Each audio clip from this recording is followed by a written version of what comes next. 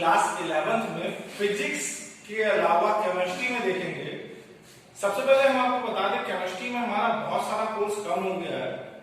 पहला कॉन्सेप्ट जो था मोल कॉन्सेप्ट जिसे कहते हैं हम लोग या बेसिक स्ट्रक्चर ऑफ केमिस्ट्री, वो पूरी तरीके से खत्म कर दिया गया लेसन, और सेकंड लेसन हमारा था स्ट्रक्चर ऑफ एटम्स।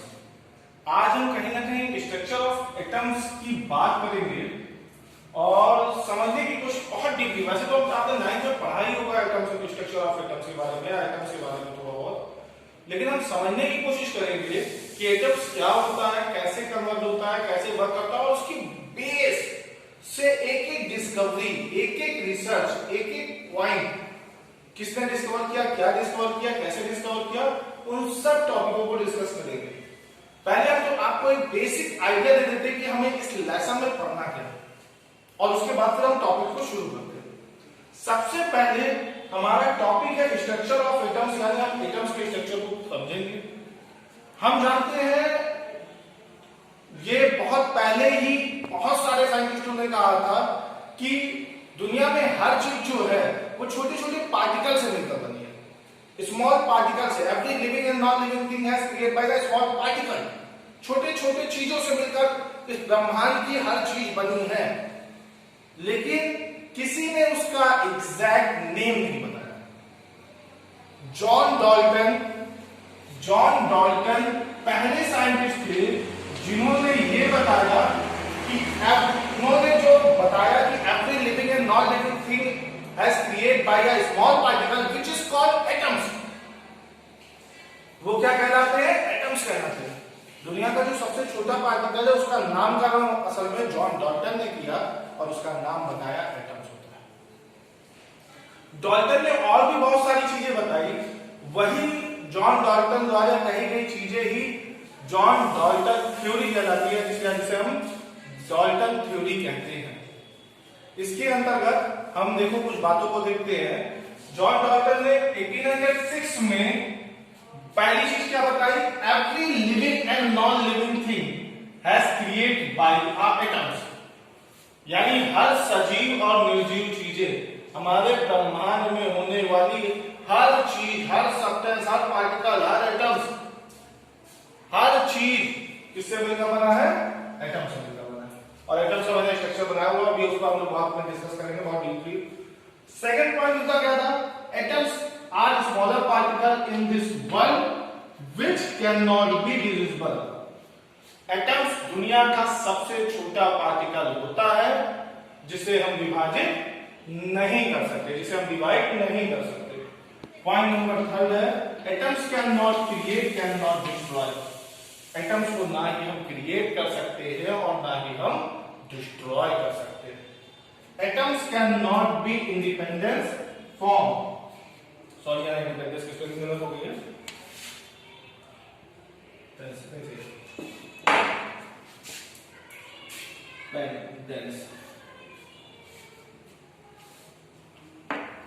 इंडिपेंडेंस की स्पेलिंग गलत है, पोस्ट कर दो। Atoms can not be independence form. Atoms independence form में नहीं रह सकते, यानी फ्री में एटम्स नहीं हो सकते। एटम्स कभी भी हवा में खुले नहीं घूम सकते। टू और लास्ट क्या है? Two atoms are joined is called molecule. जब दो एटम्स आपस में मिलते हैं तब वो बनाते हैं मॉलिक्यूलस। मॉलिक्यूलस इंडिपेंडेंस फॉर्म में रह सकते हैं, लेकिन atoms can not be independence form. Atoms किसी भी तरीके से इंडिपेंडेंस फॉर्म में नहीं होते, नहीं रह सकते, ना ही उनका कोई अस्तित्व इंडिपेंडेंस फॉर्म में होता है। तो ये जॉन डाल्टन की बेसिक थ्योरी थी और उसके बाद बहुत कुछ डिस्कस हुआ। जॉन डाल्टन ने जब पहली बार ये चीज बताई कि एटम्स होते हैं, एटम्स के बाद फिर हम लोगों को बहुत सारी साइंटिस्टों के बारे में पता चला। ये भी पता चला कि एटम दुनिया के सबसे छोटे पार्टिकल नहीं होते, बल्कि एटम्स एक सर्किल की तरह है, जो कि मैंने स्ट्रक्चर बनाया हुआ हूं तुम्हारे सामने। इसमें बीच में जो पार्टिकल होता है उसे कहते हैं न्यूक्लियस। न्यूक्लियस के अंदर होता है प्रोटॉन और न्यूट्रॉन, और इसके चारों ओर सर्कुलर पाथ में जो मूव करते हैं वो होते हैं इलेक्ट्रॉन। ये हम लोग यहाँ पर देख रहे हैं इस इलेक्ट्रॉन। अब आगे हम लोग इलेक्ट्रॉन, प्रोटॉन, न्यूट्रॉन की डिस्कवरी पढ़ेंगे और बाकी उसके बारे में नॉलेज गेन करेंगे।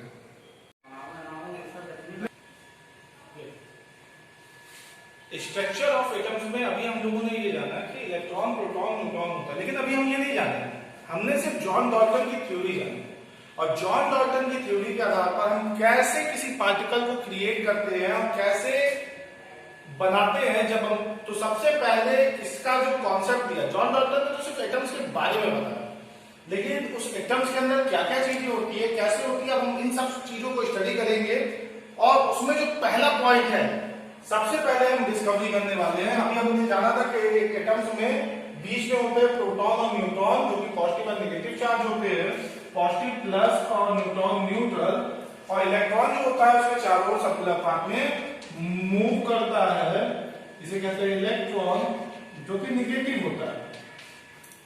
तो अभी हम लोग क्या करने वाले हैं, डिस्कवरी ऑफ इलेक्ट्रॉन देखेंगे, कैसे उसकी डिस्कवरी की जे थॉमसन ने, और सिर्फ एक ही तरीके से नहीं, इलेक्ट्रॉन की डिस्कवरी 4 डिफरेंट तरीके से हुई है।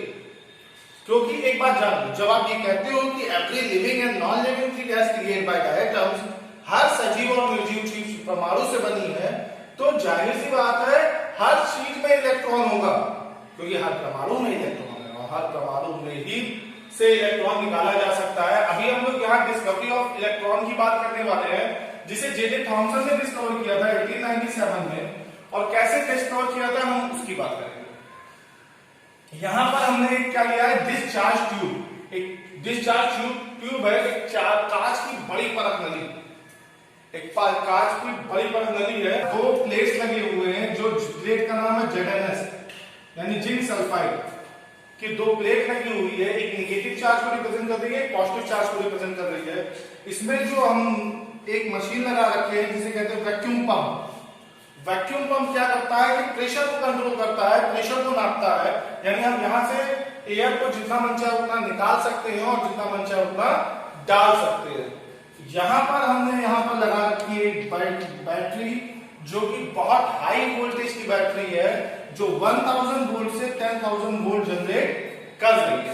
अब हम देखेंगे कैसे ये वर्क कर रहा है, किस तरह से। जे थॉमसन ने बड़ा कमाल लगा दिया था। ये है इलेक्ट्रिकल प्रोसेस, इलेक्ट्रिसिटी से इलेक्ट्रॉन की डिस्कवरी। इसके बाद हम लोग लाइट वाले प्रोसेस पर भी जाएंगे, ऑप्टिकल से इलेक्ट्रॉन को डिस्कवर करेंगे। एक ये माइनस चार्ज है, यहां से इलेक्ट्रॉन निकला, यानी इलेक्ट्रिसिटी निकली। तुम्हें पता है, अगर किसी को पता हो तो बेसिक नॉलेज, अगर उसको हाई स्कूल की है तो उसे पता होगा, a group of electron is called charge and the flow of charge is called current. इलेक्ट्रॉनों के समूह को आवेश कहते हैं और आवेश की प्रवाहकारी विद्युत धारा होती है। यहां से इलेक्ट्रॉन निकला, निकलकर यहां तक गया और इस प्लेट पर आया। यहां पर हमने क्या किया है, इस टेस्ट ट्यूब चार्ज में वैक्यूम प्रेशर को जनरेट किया, और वो प्रेशर 0.012 0.003 के बीच में होना चाहिए, HgMM। इतना प्रेशर जनरेट करने पर हुआ क्या कि इसके अंदर की जितनी भी एयर थी वो वैक्यूम से खींचकर बाहर चली गई। सारी एयर बाहर चले जाने पर यहां पर कुछ नहीं, खाली हो गई। तो हुआ क्या कि ये जो नेगेटिव चार्ज से इलेक्ट्रॉन आए, वो बीच में टेस्ट ट्यूब चार्ज खाली था, वो पॉजिटिव की तरफ भागे। पॉजिटिव की तरफ जब वो भागे तो ये जो नेगेटिव इलेक्ट्रॉन है वो एक स्ट्रेट लाइन में भागे, और वो इतनी तेज थे कि वो दिखाई नहीं दे रहे थे। असल में वो एक रे फॉर्म में थे, उसी रे को हमने नाम दिया कैथोड रे।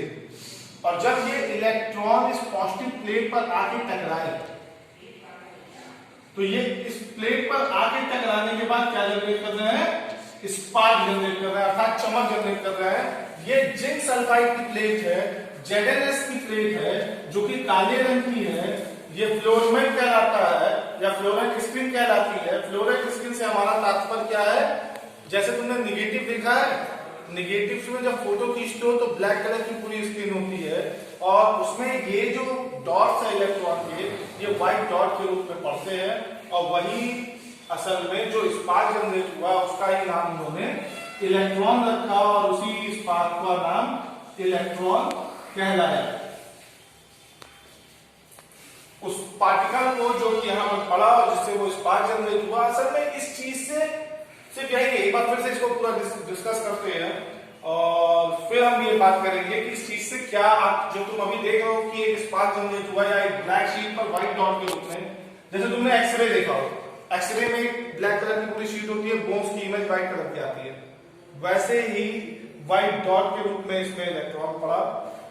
हुआ क्या, एक हाई वोल्टेज करंट सप्लाई किया गया जो कि जिंक प्लेट पर पड़ा। जिंक प्लेट पर इलेक्ट्रॉन तेजी से मूव करते हुए पॉजिटिव चार्ज की तरफ भागे।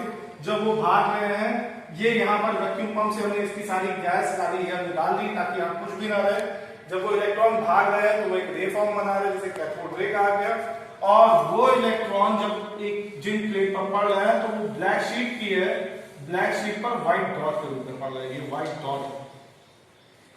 और इसी व्हाइट डॉट का नाम असल में इन्होंने इलेक्ट्रॉन रखा।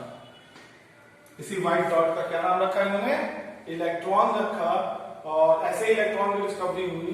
जे थॉमसन चाहते तो प्रोटॉन और न्यूट्रॉन को उसी समय डिस्कवर कर लेते, लेकिन उन्होंने वो नहीं डिस्कवर किया क्योंकि प्रोटॉन और न्यूट्रॉन डिस्कवर करना भी काफी आसान था, बहुत इजीली तरीके से आप डिस्कवर कर सकते थे प्रोटॉन और न्यूट्रॉन, लेकिन उन्होंने वो नहीं डिस्कवर किया। क्यों? क्योंकि असल में इस डिस्कवरी से जो आप देख रहे हो ब्लैक शीट पर व्हाइट डॉट के रूप में पड़ रही है, इसका सबसे बड़ा बेनिफिट यही हुआ कि बाद में यही चीज निगेटिव के रूप में बनी। निगेटिव देखते हो ना, फोटोग्राफी जो पहले ब्लैक एंड व्हाइट फोटोग्राफी, कभी अपने दादा की फोटो या उनके शादी के एल्बम उठा के देखना, तुम्हें पता चलेगा कि वो एक ब्लैक शीट पर व्हाइट डॉट के रूप में इमेज बनती है। उसमें कुछ नहीं होता, बस लाइट ले जाती है और इलेक्ट्रॉन जाकर उस पर टकराते हैं, वो व्हाइट शीट के रूप में होती है। यहाँ तक कि जो आप टीवी सीरियल देख रहे हो, वो टीवी सीरियल में जो चित्र बनते हैं वो भी कुछ नहीं होते, इलेक्ट्रॉन होते हैं जो वहां पर पड़ते हैं। पहले ब्लैक एंड व्हाइट जो टीवी चलती थी उसमें इलेक्ट्रॉन ही मूव करके वहां तक जाते थे। आज जो है वो कलर टीवी आ गई है बिकॉज उसमें टीवी ट्यूनर आ गई है। तो इसके आगे अभी हम लोग डिस्कस करेंगे।